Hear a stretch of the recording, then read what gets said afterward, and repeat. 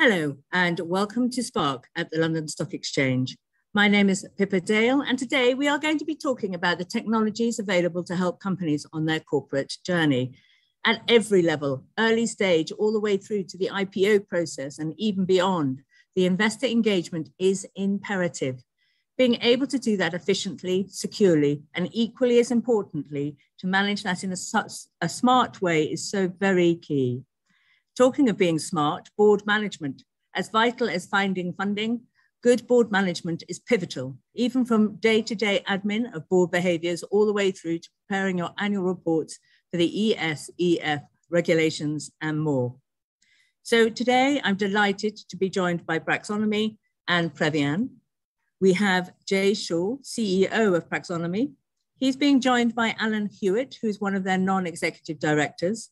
And we're delighted to have two business development directors from Paravan, Dan Gaydon and Graham Bowstead. A very warm welcome to you all, and many thanks for giving us your time today. This session is being recorded, and for anyone who wants to revisit the content or share with any colleagues, you can do so by revisiting Spark, where this webinar will find its home. And the last piece of admin, this session is designed to be interactive. So we do encourage the audience to ask questions. You should see a Q&A icon on the top left-hand corner of your screen. So with no further ado, I would like to start this session. And just without stating the obvious, obviously we're in the room with London Stock Exchange Group. LSEG is a brand with a 300-year history. Paravan, I believe, has already celebrated its 80th birthday. So nice to have an opportunity to make an 80-year-old feel young.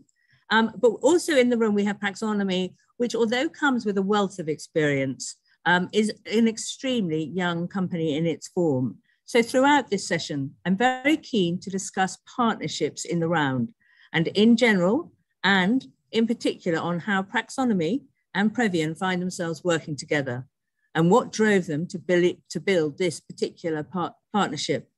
Before we go there, I'm just going to ask Graham, can you just give us a brief overview of Paravan? Thank you, Graham.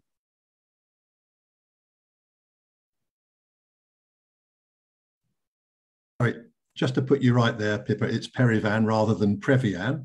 But you're not the first person to get it wrong. But the company was formed in 1937, so 85 years old. And since its inception as an outsourced typewriting company, we've been helping companies overcome their document and communications challenges.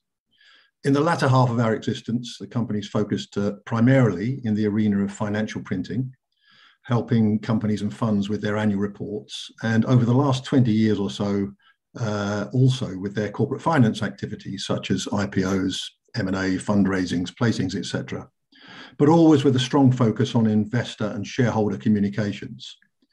Just one or two quick stats. We operate 24/7 with a team of 55 people covering design, typesetting, printing and distribution on the documentation side for the financial markets. We're based in London and Scotland, and we currently produce over 250 annual reports. And we did 60 of the IPOs last year. We did 60, and we were 41% of all of the IPOs and 61% of the main market. We've also been involved in since 2008 developing and marketing software, particularly in the arenas of board governance, investor interaction, and marketing automation. Back to you. Thank you, Graham. And Joey, and my apologies for the company name, that was a rookie's mistake. Jay, can I ask you to do the same for PXonomy? Yeah, can you hear me? We can. Excellent. The PXonomy team built an earlier software company, which we listed on the London Stock Exchange AIM and eventually sold. This did two important things for us. It gave us firsthand knowledge about what was needed for the corporate journey, and it gave us the perspective we needed to build software for use in regulated environments. So we've built an application we consider a key building block for companies. It's called Board Logic. It's a board portal solution. We designed Board Logic to be simple, affordable, and secure. And the point of Board Logic is to give boards of directors and senior leadership teams a platform they can use to comply with regulatory requirements, manage their records, and organize their meetings and related work. And that's what we do. And I do want to go on record as saying we will not hold the London Stock Exchange's age against it. Back to you, Pippa. I'm not sure. I think I might come take you to task with ageism. Youth is a lovely thing, but 300 years, I'm very proud. Anyway, I think we could be sidetracking already.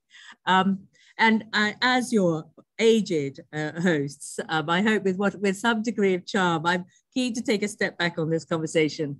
So I'm going to go back to you, Graham, and ask you the question, what are your two organizations looking to solve, and how does that partnership, elevate that story? Sure, yeah, okay. Well, why Paravan and PXonomy, and what is the strategic partnership? Well, I guess Paravan, has a long experience in working with AIM companies. PXonomy has a desire to work with smaller to medium-sized enterprises. Paravan is already providing products and services to companies on their corporate journey, but no longer with an offering in the governance space. PXonomy has an established and continuously developing tool in Board Logic, as Jay has just said. Paravan has good relationships in place, particularly in the areas of AIM companies and funds, and PXonomy can gain business from introductions via those relationships. And PXonomy were going through what turned out to be a highly successful crowdfunding round recently, and we both as a company and as individuals were very keen to invest. There was a recognition that we, Paravan, can't be all things to all people, so we can harness other business capabilities and energies to complete our offerings. And to that end, we've also partnered with another of the LSEG marketplace members, Passport, to provide our annual report clients with a route to expertise in ESEF reporting.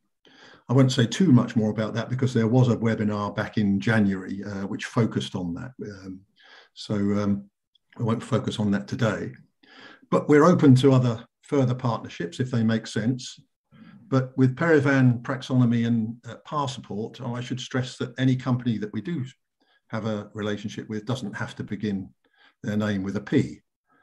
So anyway, so really it was just now a question of, perhaps I wanted to focus now, if I can, Pippa, on the corporate journey.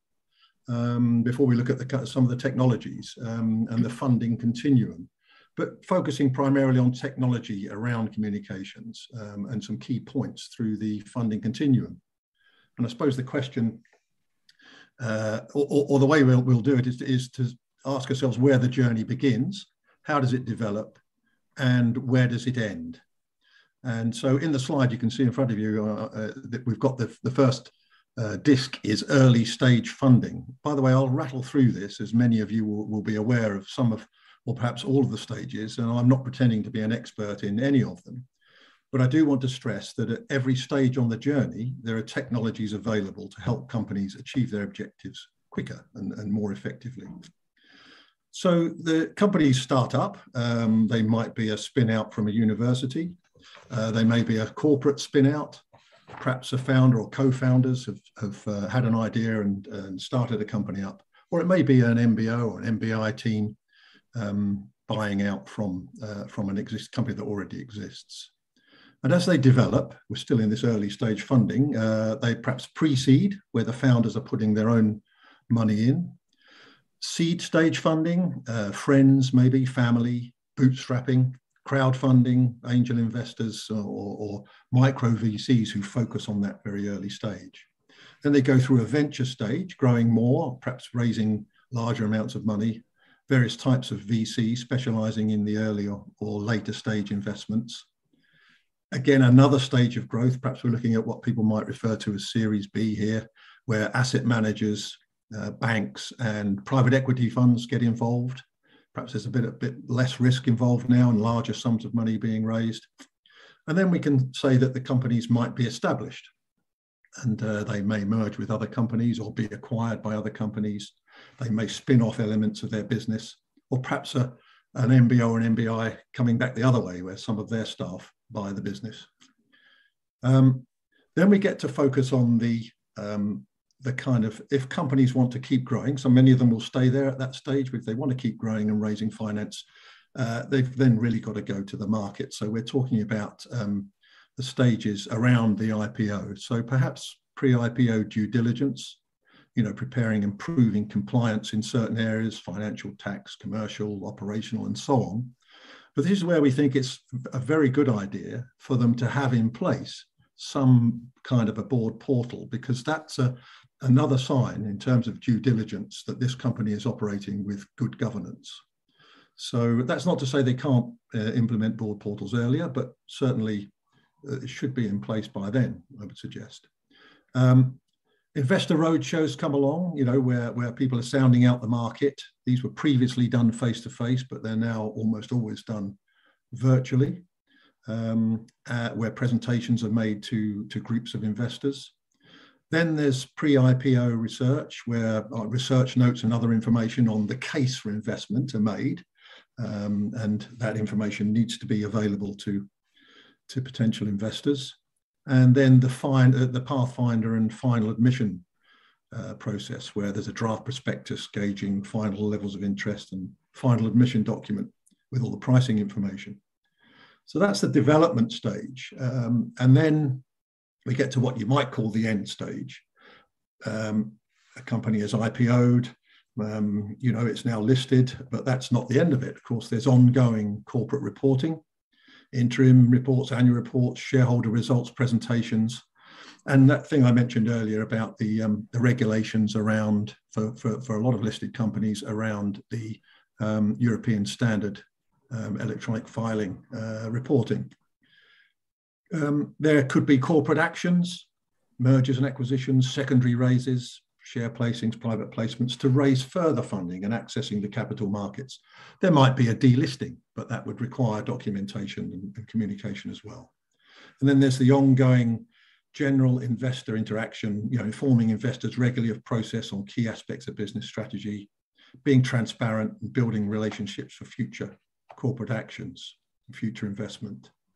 And of course, ultimately, spreading out from that area of being, of communicating with investors to communicating with customers and general marketing communications.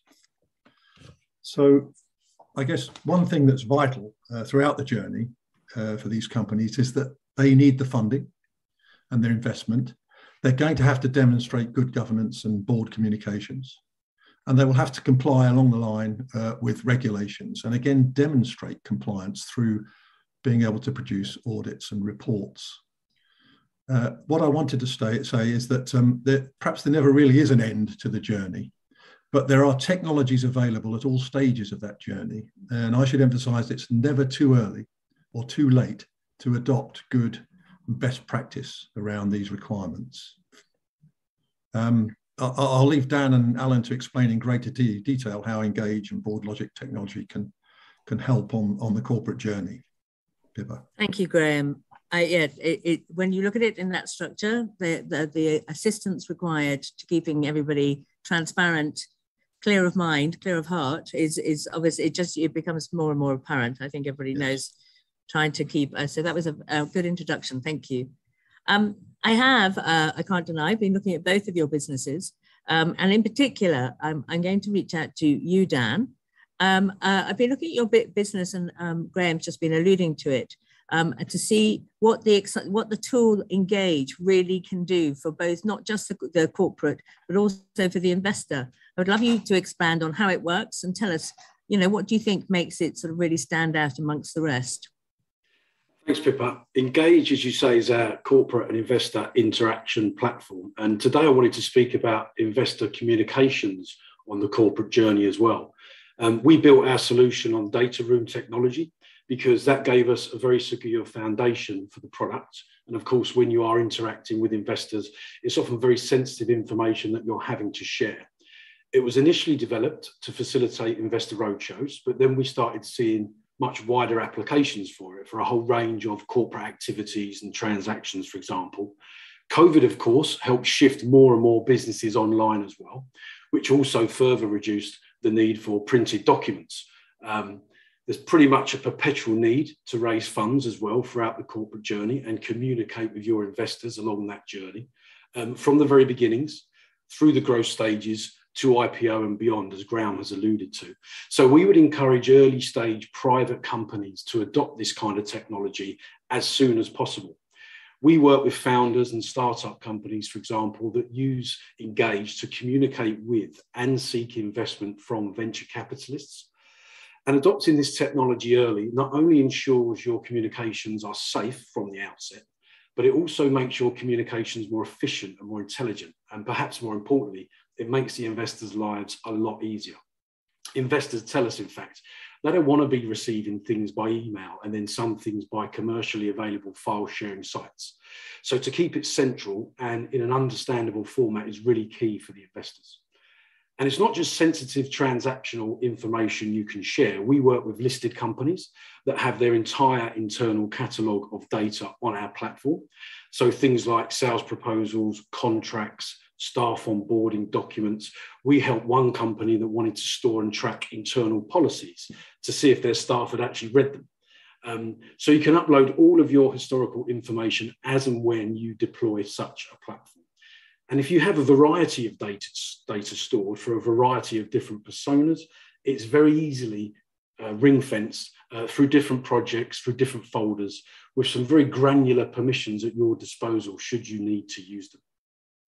So turning to my slide, what should you be looking for and considering when choosing an investor interaction platform? Security is obviously very important. There is no doubt you are going to be sharing market-sensitive information at some point.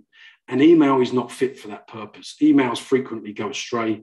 The Information Commissioner's Office stated that 15% of all data breaches in the second quarter of 2021 were as a result of emails simply being sent to the wrong person. And I think we've all been there, haven't we? I would also ensure your platform has things like encryption in transit, encryption at rest, two-factor authentication, those kind of standard out-of-the-box things that will help protect your data further.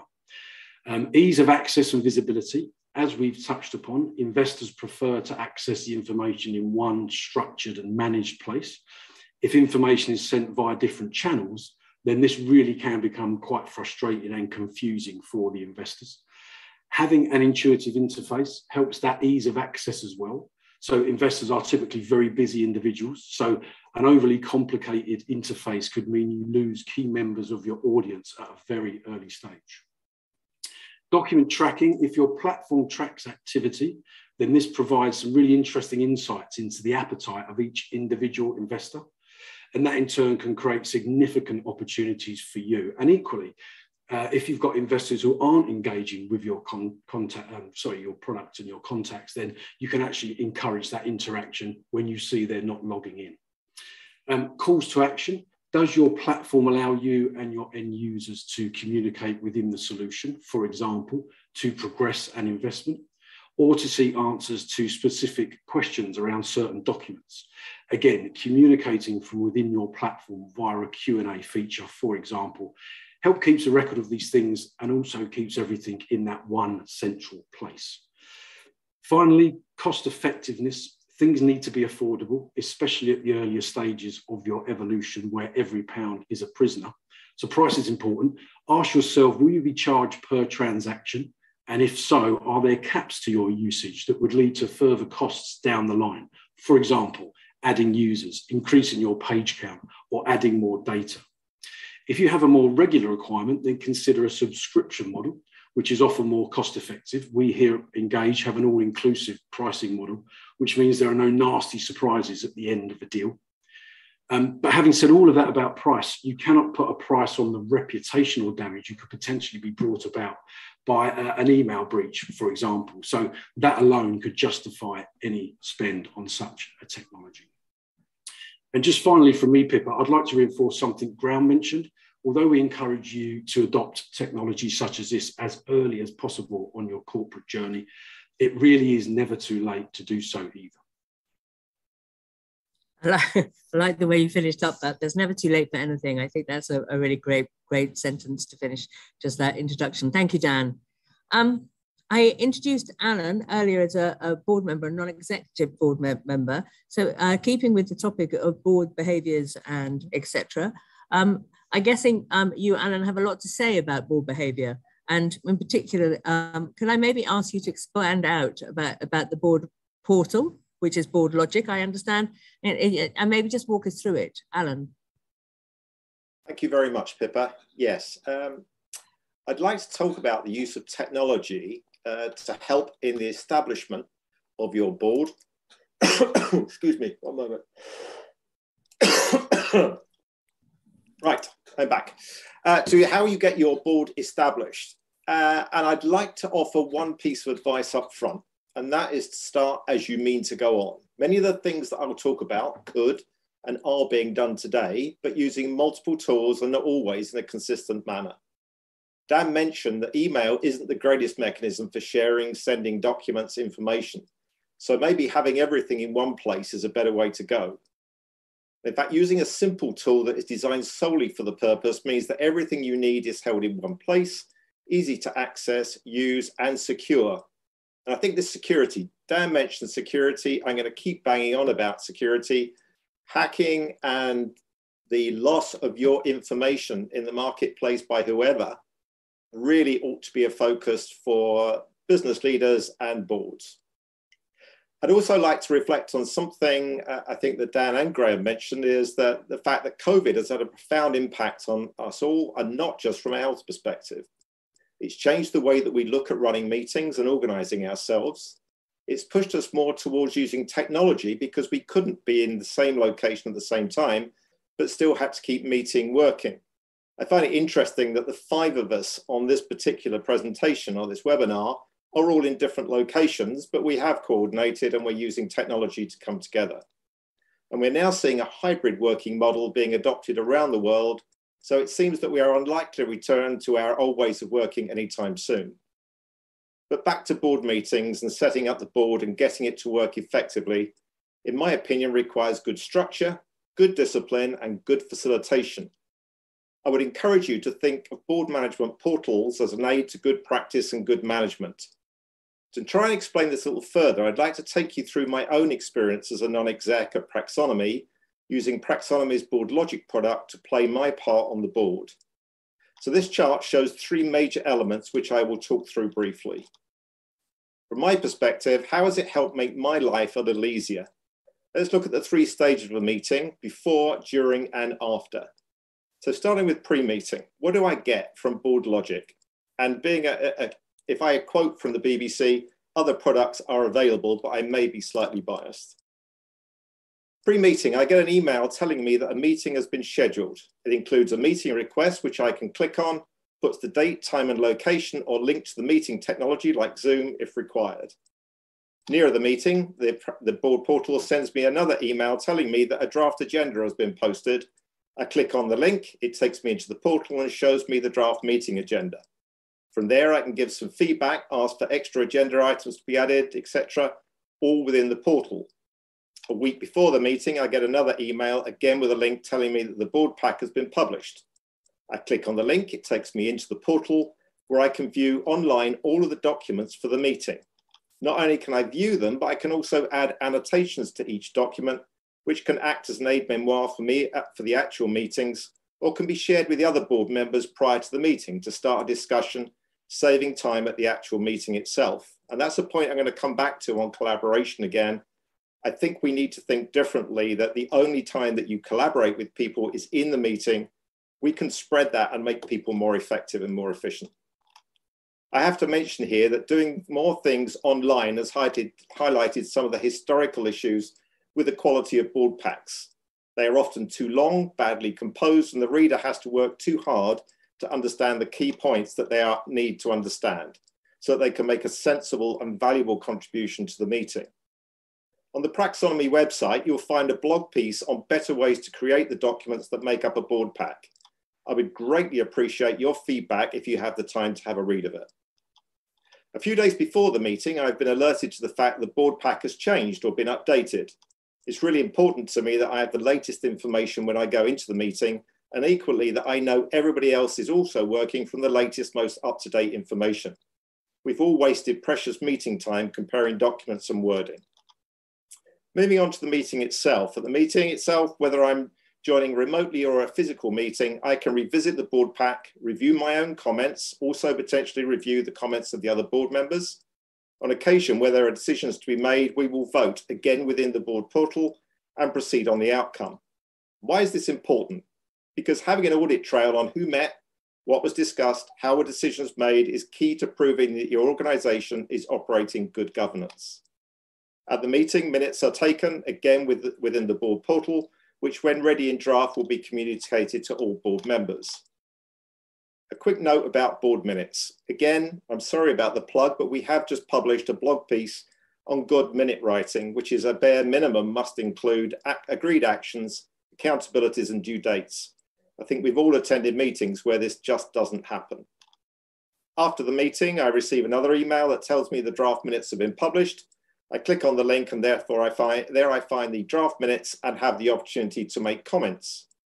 The board portal will also now track and remind me of any actions that I picked up in the last or previous meetings and remind me of what I need to do.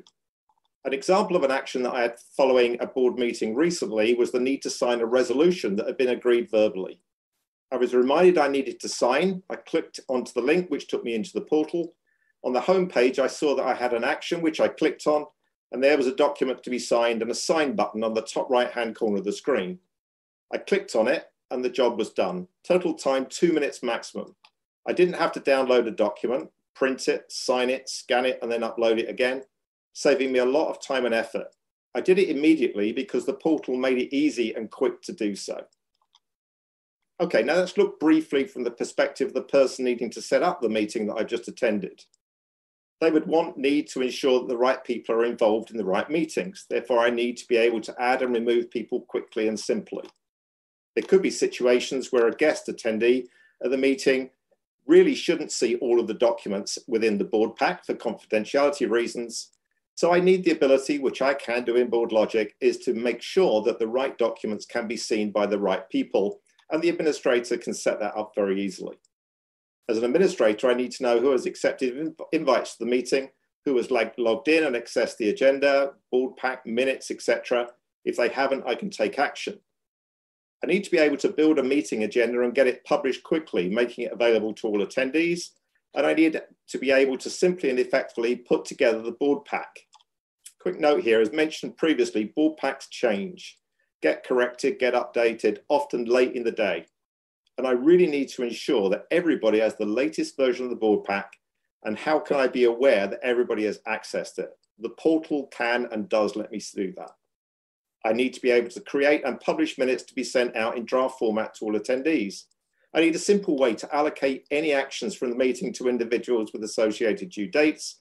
And you heard previously, I had an action from a previous meeting to sign off a document. So the administrator can see very quickly that that action has been read, Hannah has been actioned, and we know what's outstanding, and therefore much better audit trail to chase them. The application needs to do all of these things, and I'm delighted to say that Board Logic certainly does. Finally, collaboration. I've shown through some examples already that a portal gives me the opportunity to communicate, collaborate with my colleagues, even before the meeting actually takes place via messaging, annotations, etc. The world has changed dramatically over the past 2 years in the way that people and companies think about meetings. As an example, as I said, the 5 of us presenting today are all in different locations. And I'm wondering, and I really would like feedback again, whether the concept of having half-day board meetings really has passed its sell-by date. And with the use of technology, we can have shorter, more focused board meetings enabled by technology like a board portal. So my final points about technology of this type are threefold. It must be simple and intuitive to use. As a board director, I may use the application 4 or maybe 5 times a year. What I don't want is to have to relearn how things work with each time that I log on. If I do have to relearn it, it isn't fulfilling its role of helping me to do the right things easily. It must save me time and make me more productive. Where I need to sign a board resolution is a good example of where I did something immediately rather than put it off, because I knew that I could do it quickly and simply. It must be affordable. It's very useful, a useful tool enabling better board meetings, but it has to be at the right price. And lastly, really, really important, it must be secure. The information held within the portal, for example, the board pack, and the discussions and actions which will be included in the minutes are liable to be confidential to that organisation. And I want to ensure that what's in the portal stays in the portal. It needs to enable me to do the right things easily and be able to provide an audit trail of who did what and when, so that not only do we execute good governance, we can prove that we do. I hope this has given you a better understanding of what a board portal can and should do, how even the smallest of organisations can make themselves better organised and more effective, supported and enabled by the adoption of a board portal. And I think just picking up on something Dan said and Graham, starting simple and building, but start with something that will see you through the next 5 to 10 years and will grow with you. So on that point, I'd like to hand back to you, Pippa. Alan, thank you. Really super interesting. I think that concept of saving, it doesn't take rocket science to realize the amount of time you could save. I think many of us have found ourselves in board meetings, sort of cycles. So really interesting. I do have one question actually, and I think I'm going to put this towards Jay, if I may. Engage board logic. I mean, I think I can see the connections, the parallels at a glance, because at a glance they are incredibly different subjects. So I know, Jay, maybe you can, I think you have a circle at hand, I'm not sure. But anyway, can I ask you, Jay, to give us an overview of the benefits about thinking of your board and your fundraising, but in parallel? Yeah, Jay. Hi. A friend of mine recently said to me, and it was a throwaway line, but it was a fun line. She said, every family needs a truck. And she lives in the country and has a garden, so it makes perfect sense for her to say something like that. But along the same lines, every company needs a VDR. Every company needs a board portal. Not because you couldn't cobble together something else to get much of the same functionality, but because it's just not efficient to do it otherwise. It makes sense to start on your corporate journey as you go through what Graham was talking about, the fundraising and the governance step-ups, to have platforms on hand and being used that kind of nudge you in the right direction and make sure that you're doing the right thing. So there are two key things that companies should take a hard look at before they even start talking about themselves as being pre-IPO. They need to have the right tool sets as they go further. And Alan said, you should pick solutions that last for 5 or 10 years. And that's for sure. There's no reason to change horses or trucks midstream. You should find things that'll grow with you. So does that answer your question about that, Pippa? It does. It really does. And I have to say, I was expecting a circle. I wasn't expecting a truck. So, well, let's get to the circle. Yeah, no, I think that does answer my question. But if you have anything else you'd like to expand on, I'm getting 1 or 2 questions from our audience. But in the meantime, if you have anything else, I have a lot to expand on. If we could get that circle back, I'd like to talk. Let's get the circle back, and then I'll hand back over to you. Yeah.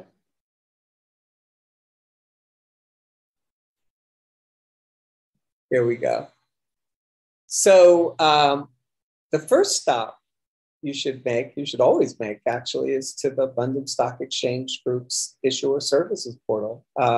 Marketplace, as Graham mentioned, both Paravan and PXonomy are on it. But it's a wonderful collection of resources for companies on this journey. And it also has things like this webinar. It has news and views you can use as you go forward on the journey. So that would be stop number 1. As you go along the journey, and especially when you're post-float, when you're already listed, there are a whole bunch of other things that come into play. And this circle lays out some of them that maybe you should be thinking about. So at the top of the circle, and this is in no specific order of importance, and this isn't an exhaustive list. These are just some things you should be thinking about. At the top of the circle is financial analysis services. So if you list your company on the AIM anyway, and I'm sure this is true for the full list market too, your house broker, your nominated advisor, in the case of the AIM, will publish research on your company. And that's wonderful. It helps investors learn about not only your company, but also your competitors in your market sector. The problem with that research is it's regulated. It is limited in its distribution. So you might want to consider financial analysis services that don't issue buy, hold, sell recommendations because they're not regulated, or not regulated the same way anyway, and are subject to much broader distribution. And there are several great services. We used a couple at my last listed company, and they do quarterly or semi-annual reports. They do market overviews. They help size the market opportunity for investors. They're extremely valuable for color and background information. And they are technology platforms. They're platforms that investors go to get information on potential investments. So number one at the top. The second thing is everybody talks about ESG these days, environmental, social, and governance issues. 10, 15 years ago, we talked about GRC, governance, risk, and compliance issues. And one is kind of morphed into the other. But there's no hiding from this. Every listed company has got to deal with ESG reporting and ESG initiatives that are appropriate for the company's type and stage of maturity. And there are technology platforms that help, and they run the gamut from the very simple to extremely sophisticated, a la Oracle and SAP for Sarbanes-Oxley global reporting, that kind of thing. It almost doesn't matter where you start.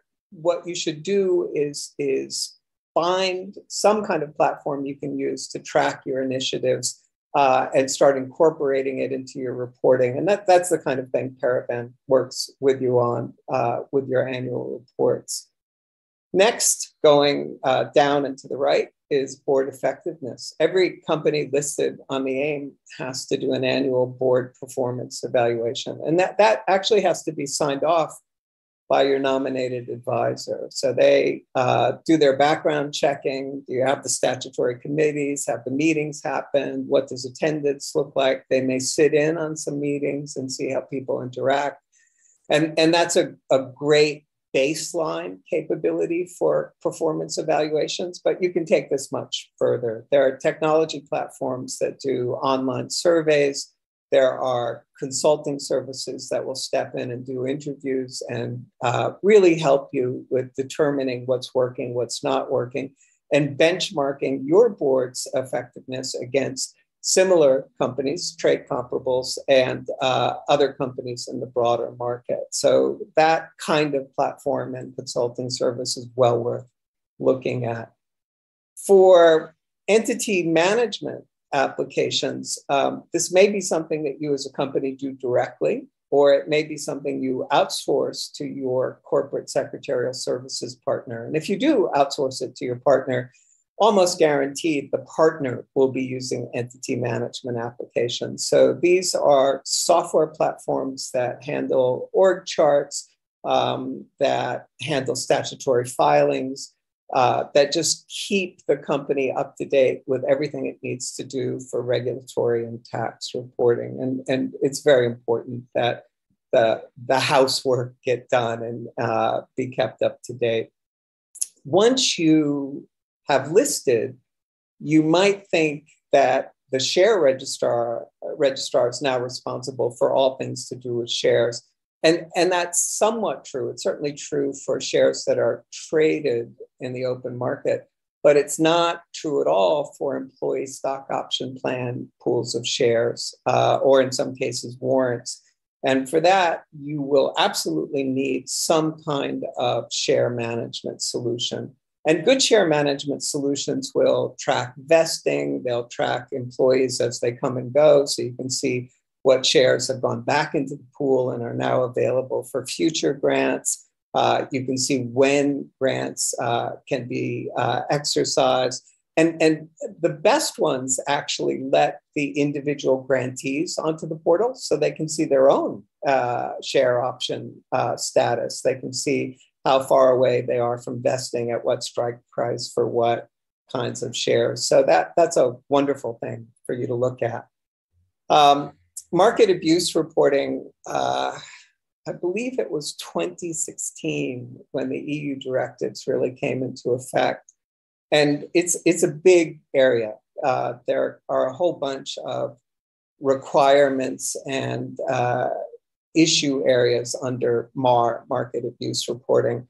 But in terms of what is most important to a newly or recently listed company, there are two things to keep in mind. One is what's called PDMR. These are persons who have managerial responsibilities in your company, and they all need to be tracked and reported on one way or another. And the second thing is insider logs. Your company will be required to always be looking forward at upcoming events. That could be publishing an annual report, that could be a transaction, the kind of transaction that Graham and Dan were talking about. But you will have to keep logs of who knows what and when. And that covers company insiders, staff, and board members, and in some cases, consultants and other people. So there are platforms that you can use to manage all of that and manage the reporting for that. And they're very, very important things, actually. And this is a must-have. This is something every company should do, I think. And even with Brexit, these regulations have stayed. So the UK Parliament simply updated and localized the regulations, I think in 2020, and they're still in effect and will continue to be in effect. So this is an area of great importance for companies that have listed. And the final thing I want to mention right now is investor relations listening services. Just about every company that's listed on the London Stock Exchange will have a public relations firm on retainer, and that firm will do all kinds of wonderful things, arrange media interviews and get you to events and help you distribute your reports of various kinds of big news. So that's wonderful, but technology can take it steps further. If you have a listening service that, for example, scrapes social media, you can see what individual customers and investors and prospective customers and prospective investors might be saying about your company, your competitors, and the market that you operate in. And there are kind of fancy AI programs, sort of automated intelligence programs that will do what's called NLP, neuro-linguistic programming analyses of what people have to say. And so we'll issue what are called sentiment analysis reports. So you can see if people are generally happy and supportive of your company, or if you need to do a bit more outreach and a bit more work on those issues. So this can be an extremely useful set of platforms and services, not only for the executives in the company who are tasked with investor relations, but for the entire board. So there are lots of powerful technologies that can be found on the LSEG marketplace and that are extremely useful to companies as they move forward on their journey. And I think all of us on this panel would recommend strongly that companies on the journey take a hard look at what their needs are today and are likely to be next year, the year after, the next 5 to 10 years, and start making some decisions about which technologies to put in place to support these things. And Pippa, that's all I had to say about that. I have to say, I think that was an amazing, comprehensive overview. I really enjoyed that, actually. I think it's interesting how, yes, it fits. There's part of me that feels like that's going back to basics, a lot of it, but it really is. It will make your company journey stronger, more enjoyable, and less beset with pitfalls by just forming and making some good decisions. And as you say, as everyone has said today, never too early and never too late. So I think that's really great. Thank you. We have a couple of questions which I would like to put forward to the panel. So I'm glad to see that we've had some interaction. That's really great. One of the questions, which was, I think we might have even alluded to before, but and I'm going to reach out to Dan first and foremost, but obviously open to anyone to answer this question. I mean, how do you manage your investor adoption? Yes, good question. It's probably the most important thing to get that engagement up front. For us, we have a very good support team. We hold the hands of the users to help with their initial adoption. That intuitive interface I referred to is a really key thing. We have an investor dashboard that I think is really easy to navigate around. I think it also helps that investors are naturally becoming more accustomed to these platforms. There's definitely a shift in mindset and an acceptance that this is kind of the way forward. And COVID sort of only served to accelerate the need to work smarter in that way as well. So yeah, I think that's probably it. And you're right. It's intuitive interfaces. I do think it's a two-way street. That I think everybody is getting more and more, and also enjoy the immediacy that these interfaces. You don't have to wait for somebody to call you back. You don't have to wait for the documentation to be gathered, because you can do a lot of self-service. And I think we all enjoy that, regardless to how we're interacting with the world around us in this present moment. Another question that has come in is something that definitely has, this question is obviously been impacted by our behaviors of the last 2 years. What was a 3 to 6 week, transaction now can literally happen in a heartbeat. Just as soon as the moment everybody's ready to go, you will press the go button on the transaction. So transactions can nowadays literally materialize overnight. How do you deal? I think I'm going to stick with you, Dan, if you don't mind. But how do you deal with this speedy turnaround? Thank you. So we've got a 24-hour service business mentality at Paravan. We have for our sort of entire history. So as well as security and confidentiality, that's in our DNA, the urge to turn things round quickly. The project spaces in our platforms literally take seconds to create. And again, going back to that intuitive interface, I think if it's an easy thing to use, people can pick it up and start running with it very, very quickly. Thank you, Dan. We're running up towards the end of our session today. I think, as I said, it's a combination of, it's not even just about, I know that Alan was talking about the fact that, it is wonderful to be able to facilitate meetings like this, even though we're all in different places. And obviously modern technology has allowed us to do that. But I also feel very strongly that technology allows the person to, may that be the corporate, the wider corporate, the board, right down to the individual investor. It allows us to, navigate our way through markets, through companies, in a self-service way. And as long as you feel secure, I think you are answering a lot of questions here today. Before I'm going to check to see whether we have any last remaining questions. Otherwise, and I can see that I don't have any in my inbox. But if there's anything that any of you gentlemen want to say to sign off, otherwise I'll be very happy to take that role. But just if anybody has any last thoughts before we wind our session up today, as we're nearly at the top of the hour. Thanks, Pippa. Yeah, there was one point that when Alan was talking there about, he asked a question, perhaps rhetorically, about whether boards should really be having these half-day sessions, and perhaps alluding to how boards can be more agile now with this kind of technology. And in my experience on boards in the past, both as executive and as non-executive, thinking back to how many times people would put off a decision or a discussion or something strategic, waiting for the next board meeting because you had to call people together and impose on their time and so on. And so I just felt that it was a good question that Alan asked: is the half day or even all day board meeting perhaps a thing of the past? Well, I would really hope so, because I do think in half a day board, and as you say, the full day board meeting, you forget what you've discussed at the top of the day by the time you got to the bottom of the day. So I think agility really does. My background is in the roadshow environment, and we would casually be ringing up people saying, that, you know, we're running 15 minutes late, 20 minutes late, 45 minutes late, flights being cancelled.